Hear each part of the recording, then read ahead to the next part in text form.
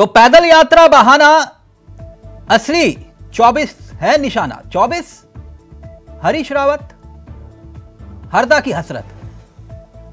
पूर्व मुख्यमंत्री हरीश रावत राजधानी देहरादून की सड़कों पर दिखाई दिए।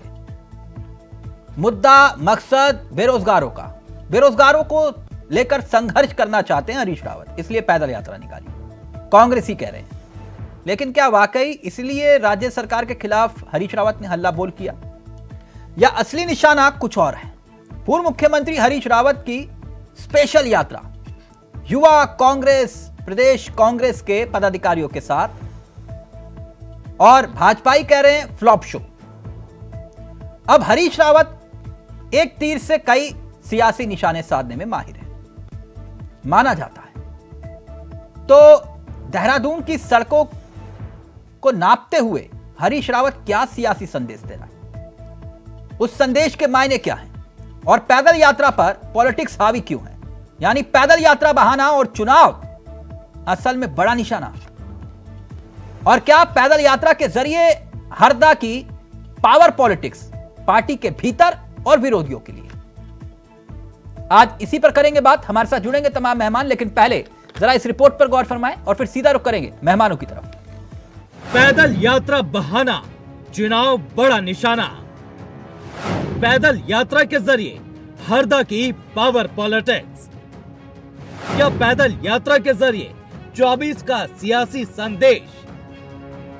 पूर्व मुख्यमंत्री हरीश रावत राजधानी के सड़कों पर पैदल मार्च करते हुए नजर आए।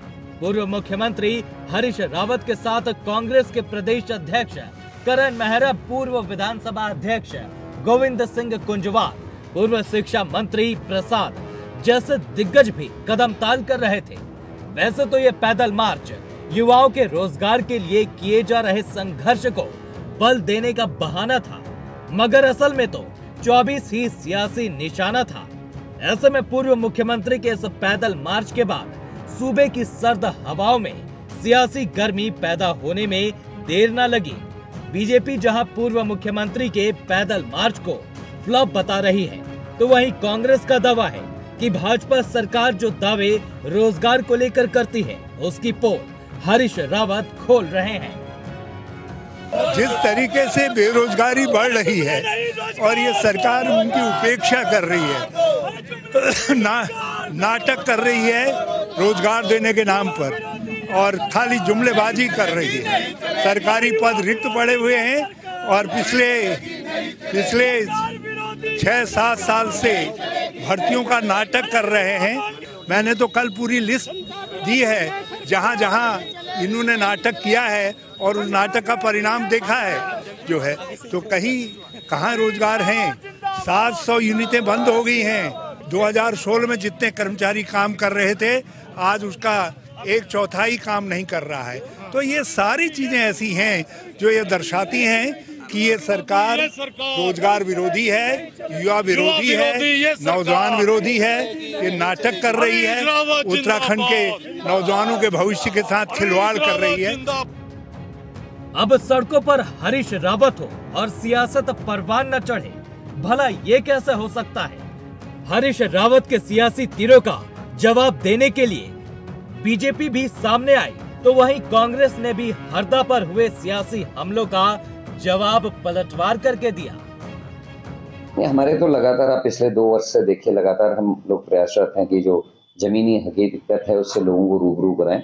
और रावत जी का अच्छा इनिशिएटिव है। अभी उन्होंने देखा, आपने गन्ने को लेकर उन्होंने इससे पहले किया था, और आज बेरोजगारी को लेकर करा। इस प्रदेश में ये वैसे भी जो है एक ऐसी सरकार केंद्र में है, डबल इंजन की सरकार हमारे यहाँ है, जिसने 2 करोड़ रोजगार देने की बात कही थी, और 10 साल हो गए, लगभग 20 करोड़ लोगों को रोजगार लग जाना चाहिए था। हकीकत यह है कि लोगों की नौकरियां गई हैं, लोगों की तनख्वाहें घटी हैं, लोगों को का काम छिना है, बेरोजगारी बढ़ी है। कांग्रेस के पूर्व मुख्यमंत्री श्री हरीश रावत ने बेरोजगारी को लेकर जो पदयात्रा निकाली, वो अपने आप में पूरी तरह फ्लॉप थी। इसमें वैसे ही संख्या बहुत कम थी और बेरोजगार तो थे ही नहीं। हाँ, कांग्रेस के सत्ता में ना रहने से जो कांग्रेस नेता बेरोजगार हो गए हैं, वे इस रैली में ज़रूर दिखाई दे रहे थे। और जहाँ तक बेरोजगारी का सवाल है, तो माननीय मुख्यमंत्री श्री पुष्कर सिंह धामी जी के नेतृत्व में जिस प्रकार से प्रदेश के अंदर रोजगार का एक अपने आप में अभियान चल रहा है, उसने रिकॉर्ड स्थापित किया है। उत्तराखंड में बेरोजगारी का मुद्दा हमेशा ही चुनाव में बड़ा मुद्दा रहता है, इसलिए कांग्रेस पार्टी अभी से ही इस मुद्दे के सहारे युवाओं को लामबंद करने के काम में जुट गई है। जबकि भाजपा के लिए चुनौती इस बात की है कि जो आंकड़े सरकार पेश कर रही है, उन आंकड़ों को जनता के बीच साबित किया जा सके। खैर, ये सियासत है, मगर सियासत की पिच पर हरदा के सियासी हमले सर्दी के मौसम में गर्मी का एहसास करवाने के लिए काफी है। देहरादून से अभय केंदुरा की रिपोर्ट।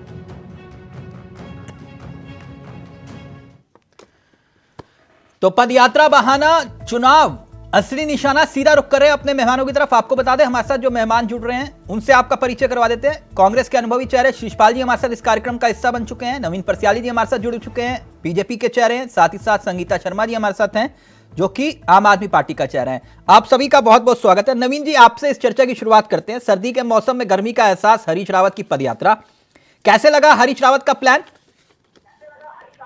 देखिए, प्लान तो साफ नजर आ रहा है कि जहां कांग्रेस भवन से कुछ ही दूर युवा महोत्सव 2024 चल रहा है और वहीं पर कांग्रेस अपने ऑफिस से बाहर निकलने की कोशिश कर रही है युवाओं के बहाने।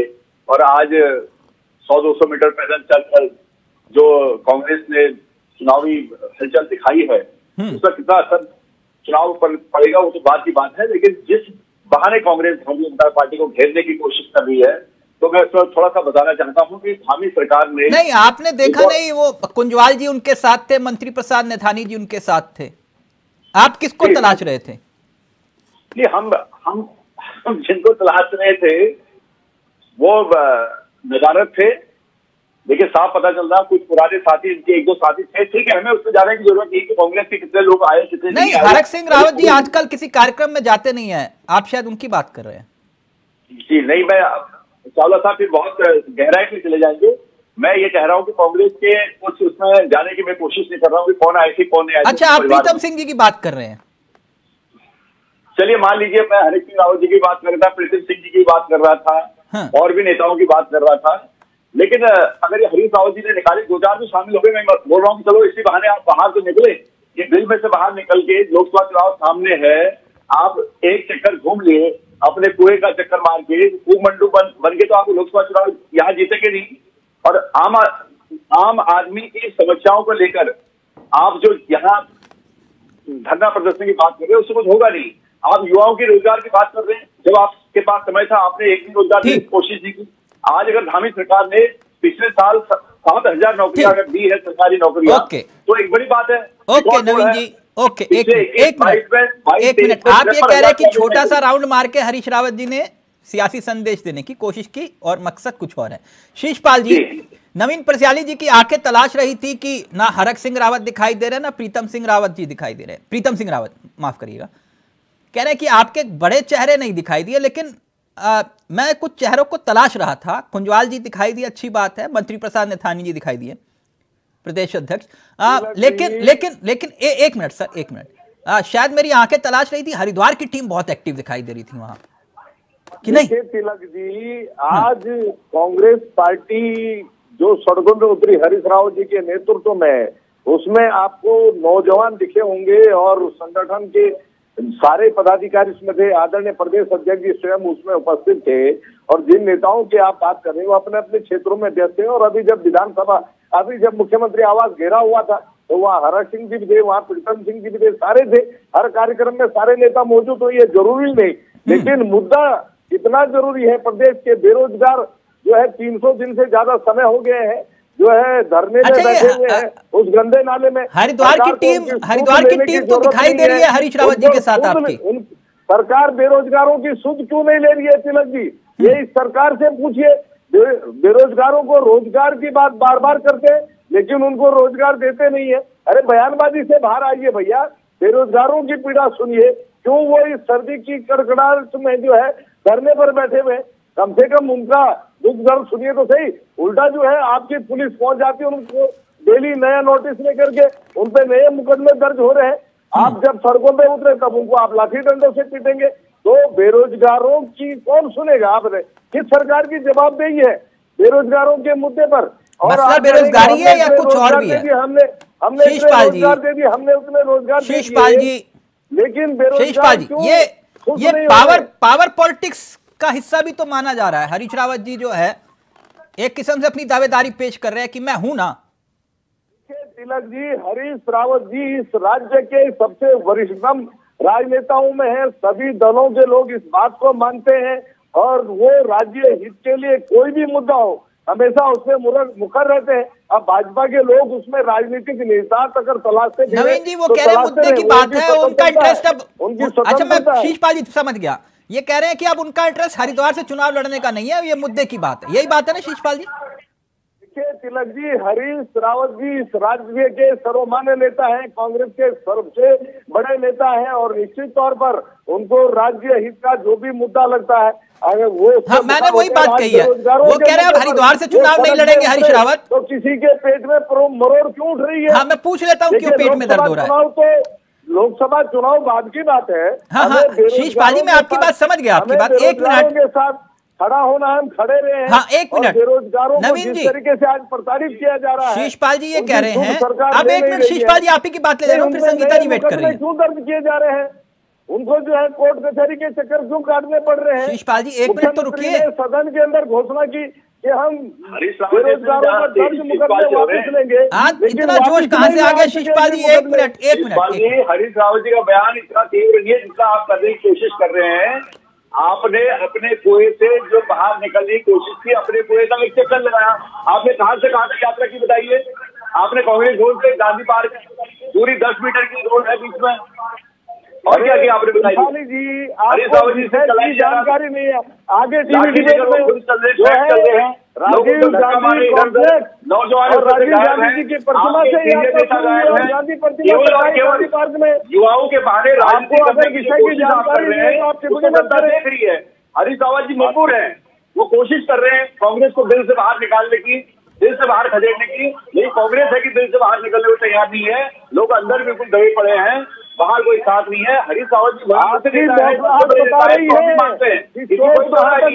लेकिन जिस प्रकार से कांग्रेस को उबारने की कोशिश कर रहे हैं, अपने कुएं का चक्कर काटकर आप एक मिनट संगीता जी, संगीता जी के अंदर भविष्य में बेरोजगार, संगीता जी मैं इस बात को मानने के लिए तैयार नहीं, जो बात शीशपाल जी कह रहे हैं, संगीता जी मैं इस बात को मानने के लिए तैयार नहीं हूं कि नहीं जो है हरीश रावत अब चुनाव नहीं लड़ेंगे। मैं नहीं मानता इस बात को, जो बात शीशपाल जी कह रहे हैं कि चुनाव वाला मसला नहीं है, ना वो चुनाव लड़ना चाहते हैं। ऐसा हो नहीं सकता कि वो हरीश रावत जी चुनाव ना लड़ना चाहते हो, ऐसा तो लगता नहीं है। बाकी पता नहीं शीशपाल जी कह रहे हैं तो मैं मान लेता हूँ। कौन नहीं लड़ेगा ये केंद्रीय नेतृत्व समय आने पर तय करेगा। और जब नहीं, मुझे लगा आप यही कह रहे हो कि हरीश रावत चुनाव नहीं लड़ेंगे। तिलक जी आप तो डेली हर डिबेट में यही कहते हैं। तो नहीं, मैंने तो कब बोला हरीश, ये विषय कांग्रेस पार्टी पे छोड़ दीजिए। नहीं तो मैंने तो कभी नहीं बोला कि हरीश रावत चुनाव लड़ेंगे नहीं लड़ेंगे। जब चुनाव का समय आएगा सर, आपके सामने होगा। सर लड़ना चाहिए, कब मना? आपके सबसे बड़े नेता है, हित के लिए संघर्ष करेगा शीशपाल जी, वो आपके सबसे बड़े नेता, उनको चुनाव लड़ना चाहिए। नेता होगा जिसे जनता चाहेगी। शीशपाल जी आप इतना गुस्सा क्यों हो जाते हो? वो प्रत्याशी होगा। हरीश रावत जी का नाम है तो पर्सनल हो जाते हो आप। क्या करेगा? नहीं देखिए, हरीश रावत जी की चुनाव लड़ेंगे या नहीं लड़ेंगे ये तो हरीश रावत जी तय करेंगे। हाँ मैं वही कह रहा हूँ, आप और हमें तय नहीं करना। आप क्यों गुस्सा हो रहे हो? संगीता जी का ऑडियो रहेगा समय आने पर। शीशपाल जी देखो, उचित निर्णय लेगा। आप या मैं तो तय करेंगे नहीं हरीश रावत लड़ेंगे नहीं लड़ेंगे। हरीश रावत तो तब भी लड़ते थे जब बच्ची सिंह रावत उनको चुनाव हराते थे, लड़ते थे ना तब भी। या वो तब भी लड़ते थे जब वो संध्या का टिकट काट कर वो लड़े ना। तो आप क्यों इतना गुस्सा हो रहे हो? थोड़ा ही नहीं है कि जो है कोई नेता चुनाव लड़ेगा नहीं लड़ेगा। संगीता शर्मा जी, संगीता जी आप क्यों इतना, सर सर्दी का मौसम है, शीशपाल जी आराम से चाय कॉफी पीजिए, इतना गुस्सा मत करो। संगीता जी, संगीता जी अब ये आप वो हरीश रावत जी कहां से चुनाव लड़ेंगे नहीं लड़ेंगे ये तो विषय है ही नहीं, क्योंकि हरीश रावत जी चाहेंगे हरिद्वार से चुनाव लड़ना तो कोई उनको रोक थोड़ी ना सकता है। नहीं, अगर वो संध्या का टिकट काट कर लाल कुआं से चुनाव लड़ सकते हैं तो कहीं से भी लड़ सकते हैं। तो मैं इतना खाली जानना चाह रहा हूं कि इस पैदल यात्रा का सियासी मकसद क्या है, क्या लगता है आपको संगीता जी? देखिए तिलक भाई, हरीश रावत जी चुनाव लड़ेंगे नहीं लड़ेंगे ये तो कांग्रेस का अपना मामला है। हाँ। दूसरी चीज रही कि बेरोजगारी मुद्दा है या नहीं, बड़ी बात यह है कि उत्तराखंड में बेरोजगारी मुद्दा है या नहीं, तो बेरोजगारी मुद्दा है तिलक भाई। यहाँ बेरोजगारी मुद्दा है, इसीलिए यहाँ पलायन है। तो दोनों मुद्दे यहाँ पर उत्तराखंड के जरूरी मुद्दे हैं और बुनियादी मुद्दे हैं। और विपक्ष में होने के नाते कांग्रेस विपक्षी दल है और उसको लेकर के यात्रा निकालते हैं, तो इसमें किसी को भी कोई परेशानी नहीं होनी चाहिए, चाहे कोई भी दल हो, क्योंकि राजनीतिक दल के हर किसी के अपने अपने कार्यक्रम है, अपने अपने मुद्दों पर आवाज उठाना है, तो वो अपना मामला है।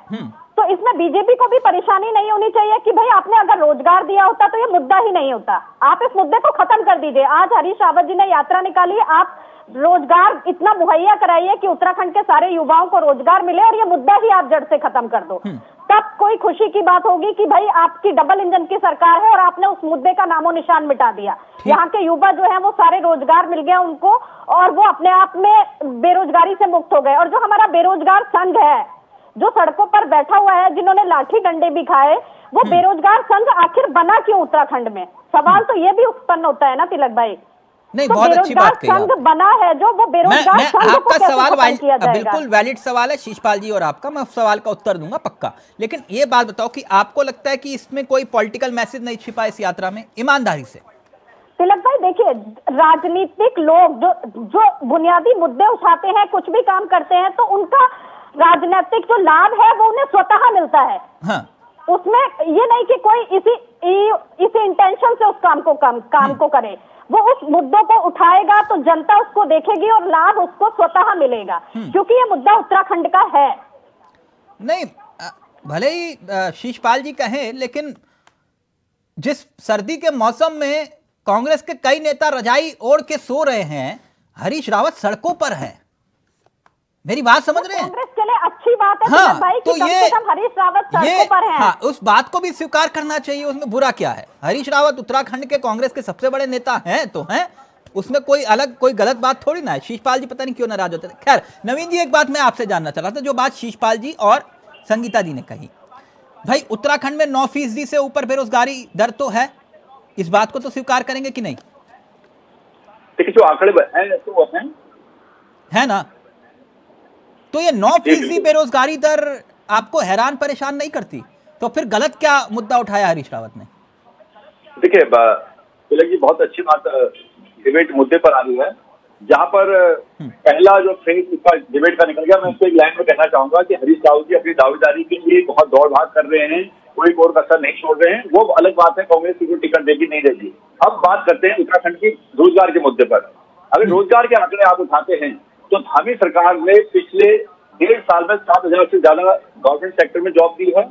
2021-22-23 के अंदर आप आंकड़े उठा के देखेंगे तो 53,000 प्राइवेट सेक्टर में नौकरियां दी हैं।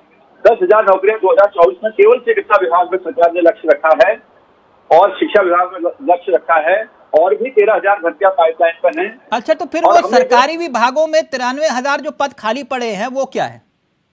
वो भी भरे जाएंगे ना, भरे जाएंगे। मैं कह रहा हूँ कि अगर आप सभी सरकारों के रिकॉर्ड उठा लें तो आप पाएंगे जो पुलिस विभाग में 5,000 से ज्यादा पद खाली पड़े हैं, वो भी भरे जाएंगे। वो भी भरे जाएंगे, बिल्कुल, सब भरे जाएंगे। तो जो 1 साल पहले परीक्षाएं हुई थी उनका अभी तक नतीजा नहीं आया। देखिए, बहुत सारे मुद्दे आप देखते हैं, यूपी SSSC मामले में कई खामियां आई। नहीं नवीन जी, आप तो गंभीर है ना, आप कह रहे हो गंभीर है। 9% बेरोजगारी दर, परीक्षाएं हुई 1 साल पहले और आज तक नतीजे नहीं आए, आप कह रहे हो हम गंभीर हैं। करो बेरोजगारी पर बात। बिल्कुल कर रहे हैं, बेरोजगारी की बात हो रही है। आप किसी सरकार का आंकड़ा उठा के देख लीजिए और धामी सरकार का आंकड़ा उठा के देख लीजिए सर, तमाम मुसीबतों के बावजूद 7,000 नौकरियां देंगी। तो फिर ये सरकारी विभागों में 93,000 पद खाली कैसे हैं? देखिए, पहले से खाली आ रहे हैं जिसको आप भरने की पूरी कोशिश कर रहे हैं। हमारी सरकार 7 साल में नहीं भर पाए आप?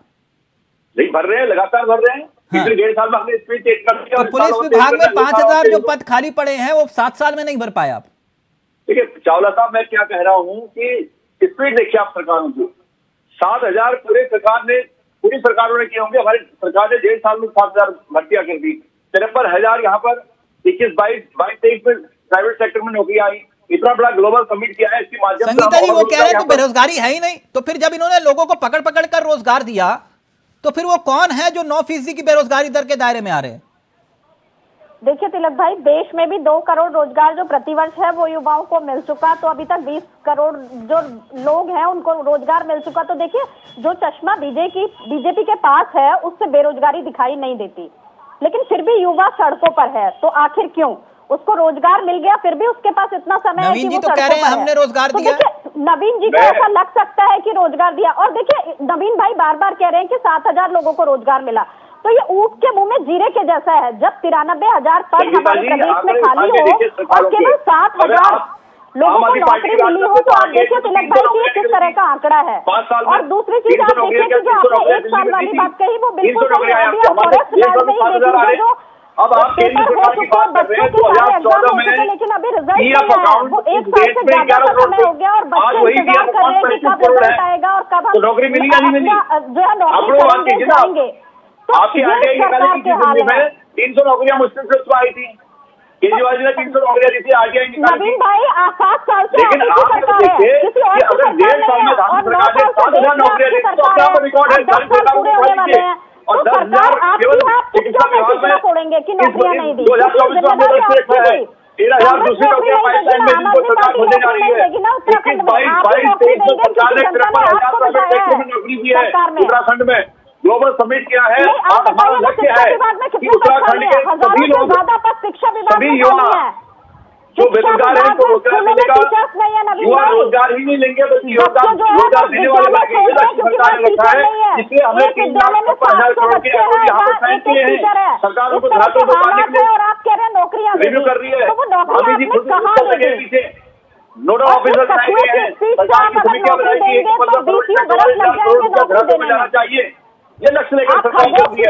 सरकार ने लक्ष्य रखा है 2025 शीशपाल जी, एक मिनट शीशपाल जी, ये हवा नहीं, आंकड़ों के हिसाब से नहीं, 1 मिनट, आंकड़ों की भी मैं बात करूंगा, लेकिन उससे पहले शीशपाल जी एक बात मैं समझना चाह रहा हूं, यानी आप ही की बात मैं मान लेता हूं कि हरीश रावत बेरोजगारी को मुद्दा बना रहे हैं, उत्तराखंड का सबसे बड़ा मुद्दा, यही बात है ना जी। तो फिर समीक्षा के आधार पे सवाल तो युवा भी पूछेंगे कि भाई हरीश रावत जी आपने अपने कार्यकाल में कितना रोजगार दिया। देखिए तिलक जी, आप पूरी बात सुनना। त्रिवेंद्र सिंह रावत जी 4.5 साल प्रदेश के मुख्यमंत्री रहे और 4 बार अखबारों में बड़ी हेडलाइन के साथ जो है विज्ञापन छपे कि 25,000 पदों पर हम रोजगार दे रहे हैं, हम विज्ञप्तियां निकाल रहे हैं। लेकिन 4 बार विज्ञप्तियां निकालने के बाद भी वो रोजगार तीरथ सिंह रावत प्रदेश के मुख्यमंत्री बने और जिस दिन उनकी विदाई हुई थी मध्य रात्रि में उन्होंने प्रेस कॉन्फ्रेंस की, उन्होंने कहा मैं 25,000 पदों पर नियुक्ति करने वाला था, मुझे हटा दिया गया। उसके बाद धामी जी प्रदेश के मुख्यमंत्री बने और 1 महीने बाद उन्होंने पत्रकार वार्ता की, उन्होंने कहा मैं 25,000 पदों पर जो है नौकरियां दे रहा हूं। वो नौकरियां कहाँ हैं भाई? आज तक जो 3 मुख्यमंत्री बार बार विज्ञापन निकालने के बाद नहीं दे पाए। आप प्रदेश की जनता को और बेरोजगारों को समझते क्या है? आप बेवकूफ समझते हैं। बेरोजगार जो है कड़कड़ाती नहीं, आप इसका उत्तर नहीं दे रहे। हरीश रावत जी पूछ रहे, कह रहे कि हरीश रावत जी ने अपने कार्यकाल में कितना दिया? सरकार उनकी सुन रही है, झूठे आंकड़े जारी कर रही है। हरीश रावत जी के दौर में 32,000 पदों पर जो है नौकरियां मिली प्रदेश के बेरोजगारों को। 28,000 पदों के अध्यापन करके वो गए, कम से कम 28,000 पद की नौकरी से। और कोई प्रदेश के बेरोजगार प्रदेश की जनता जानती है कि अगर इस प्रदेश के बेरोजगारों को रोजगार मिला तो कांग्रेस की सरकारों में मिला। कांग्रेस ने इस प्रदेश में बेरोजगारी दूर करने का काम किया। देहरादून, हरिद्वार, बंसीनगर में जो शिवपुर की श्रृंखला है, हजारों उद्योग लगे, जहाँ प्रदेश के लाखों बेरोजगारों को रोजगार दिया। नवीन जी, एक मिनट प्लीज शीशपाल जी, झूठे जुमले से भारी नहीं आ रहे शीशपाल जी, और हमेशा झूठे दावे करते हैं। अभी मैं दूसरी डिबेट में था, वहाँ बेरोजगार संघ के प्रवक्ता थे, वो खुद इस बात पर कह रहे थे कि इनके झूठे अधिकारियों पर हम कैसे भरोसा करें, इनके झूठे दावों पर हम कैसे भरोसा करें। सदन के अंदर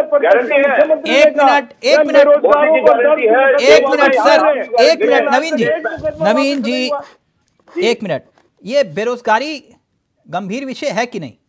उत्तराखंड में बेरोजगारी है कि नहीं? उत्तराखंड में बेरोजगारी है कौलत साहब, और गंभीर बेरोजगारी है, गंभीर मुद्दा है।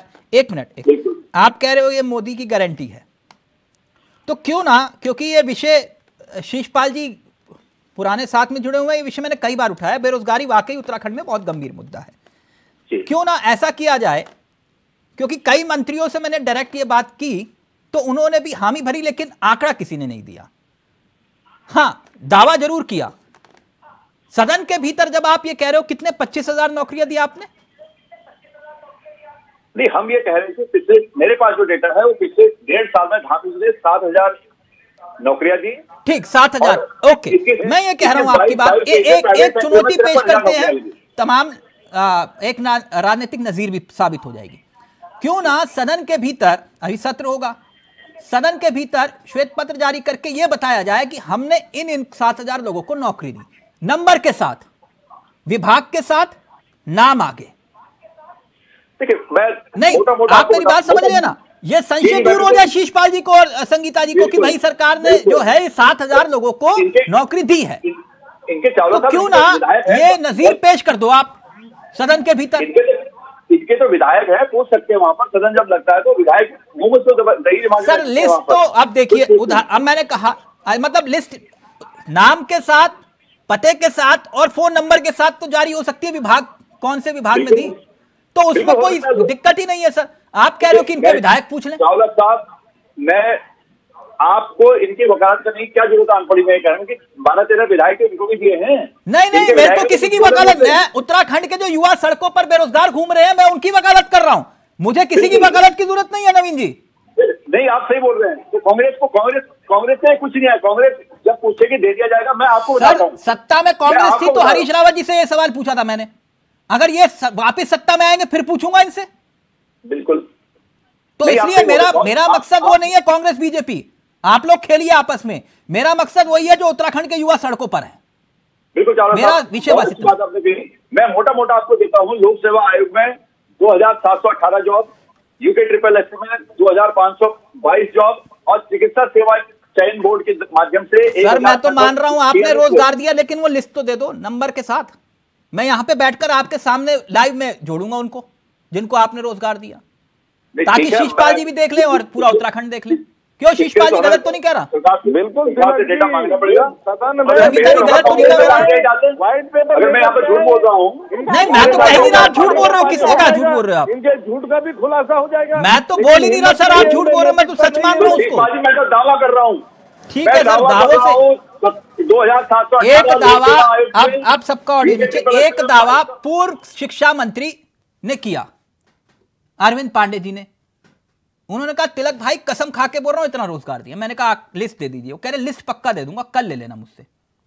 यही दावा सुबोध उनियाल जी ने भी किया, यही दावा हरीश रावत जी भी करते थे। मैं तो कह रहा हूं लिस्ट दे दो ना, दूध का दूध पानी का पानी हो जाए उत्तराखंड के सामने। जब आप लोगों ने पकड़ पकड़ के सबने रोजगार दिया तो वो बेरोजगार है कौन जो सड़कों पर है? मैं डिपार्टमेंट के नाम ले रहा हूं, आप मंगवा लीजिए। मैं कह रहा हूं लोक सेवा आयोग। सर आप सत्ता में आप पेश करिए ना। चलिए थैंक यू, वक्त इजाजत नहीं दे रहा, बहुत बहुत शुक्रिया, मैं माफी चाहूंगा। मुद्दा बहुत गंभीर है, लेकिन इसी मुद्दे पर हम भी अड़िग रहेंगे। थैंक यू सो मच नवीन जी, शीशपाल जी और संगीता जी। तो हरीश रावत की पदयात्रा ने एक बार फिर से बेरोजगारी के मुद्दे को गंभीर मुद्दा बना दिया। अब देखते हैं ये मुद्दा उत्तराखंड की सियासत में हिट होता है या फिर नहीं। नमस्कार, जय हिंद, जय भारत, जय उत्तराखंड।